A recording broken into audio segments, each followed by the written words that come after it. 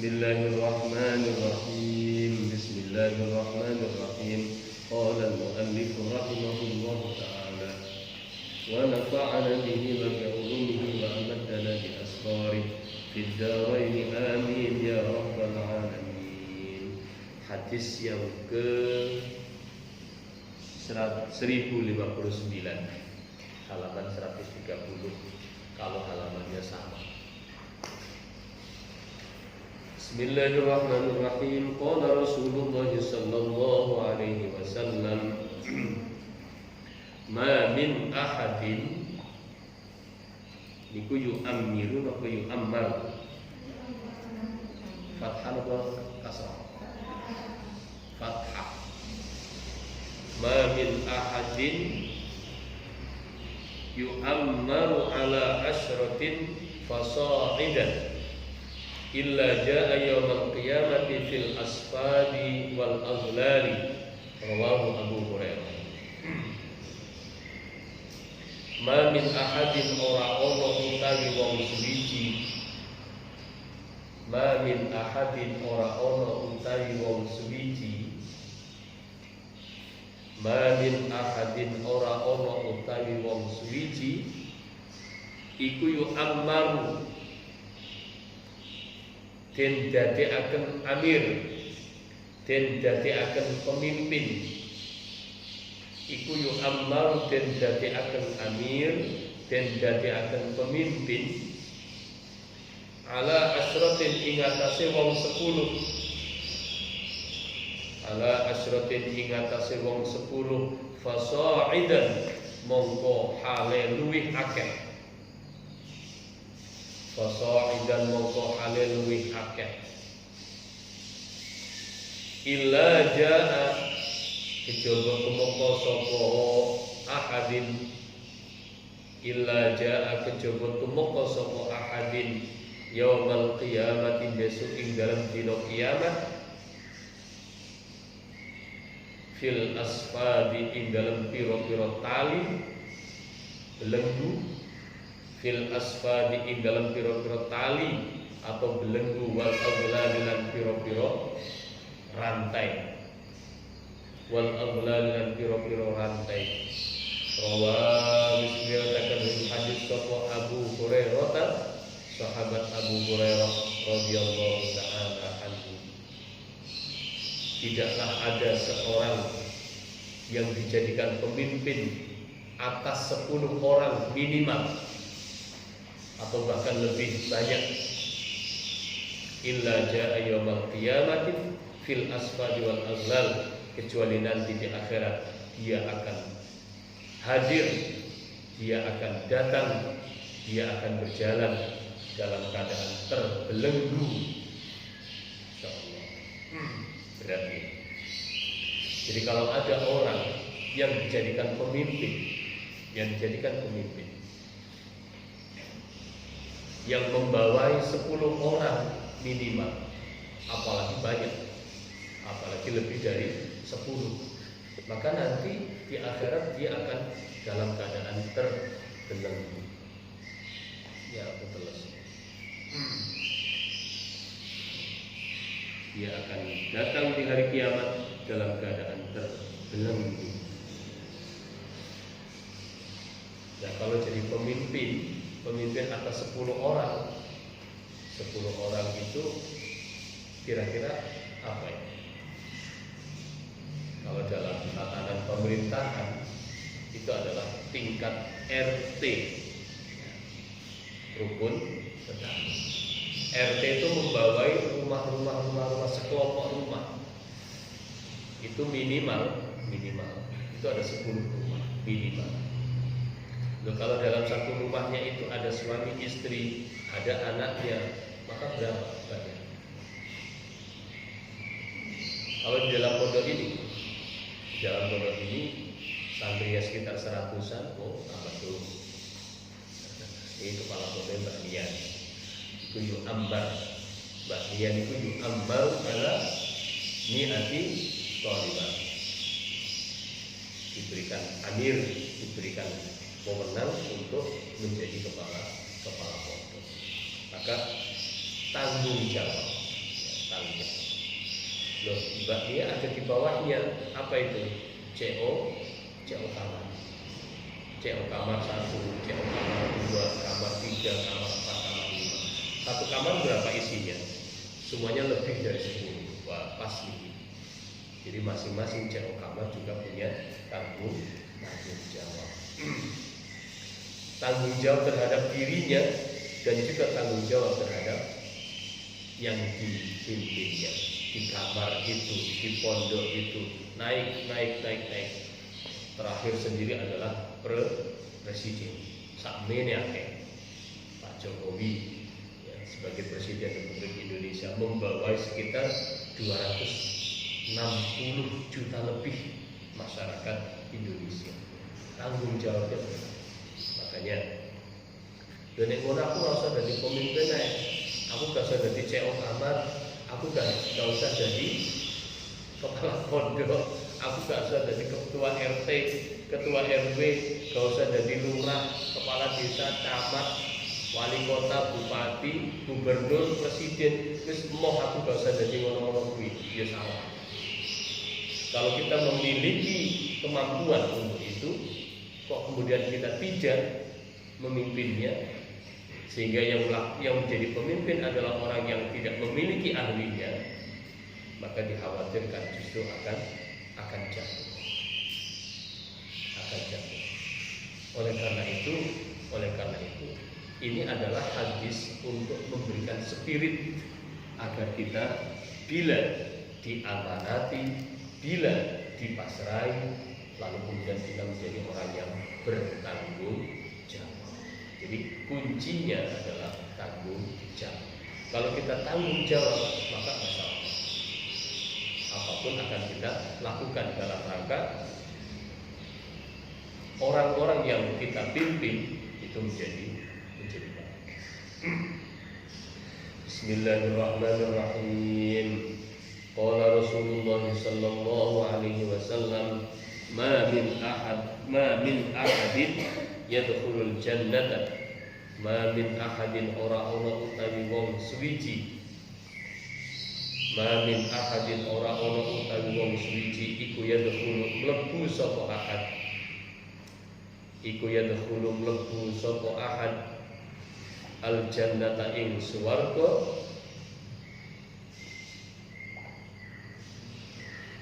yuhibbu kang demen sapa ahad,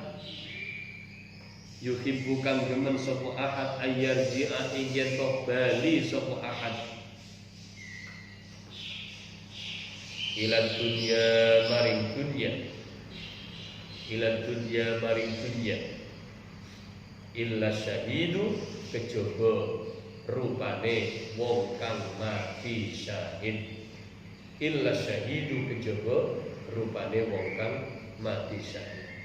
Andaikan ada seseorang yang sudah masuk ke dalam surga dan dia itu ingin kembali ke dunia, andaikan ada, maka orang itu adalah orang yang matinya dalam keadaan syahid. Kenapa? Yatamanna ngarep-ngarep sapa syahid,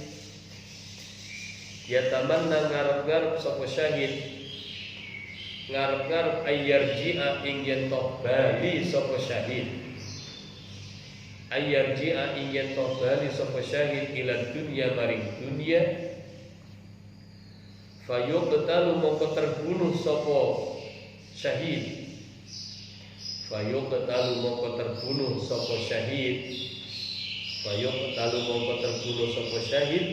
asyra marratin ping kelawan ping 10,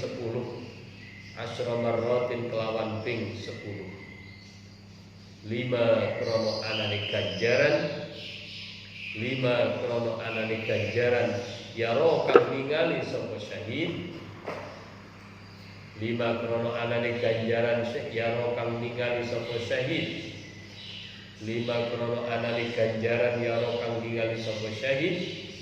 karamati nyatane saking kamulyanan. Rawahu sinatakan ring hadis sapa Al-Bukhari, Imam Bukhari Wa Muslimun lan Imam Muslim an Anas bin Malik saking sahabat Anas bin Malik radhiyallahu taala anhum. Ma min ahadin yadkhulul jannata yuhibbu an yarji'a ila dunya illa syahid. Al hadis. Jadi andaikan ada orang yang masuk ke dalam surga kok pengen kembali lagi ke dunia, maka orang itu adalah orang yang matinya syahid.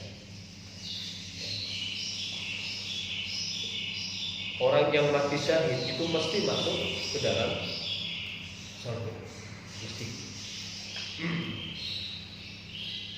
Orang yang berperang di jalan Allah, orang yang berjuang fi sabilillah, itu kalau toh dia mati ketika dia berjuang fi sabilillah, maka dia adalah orang yang matinya syahid.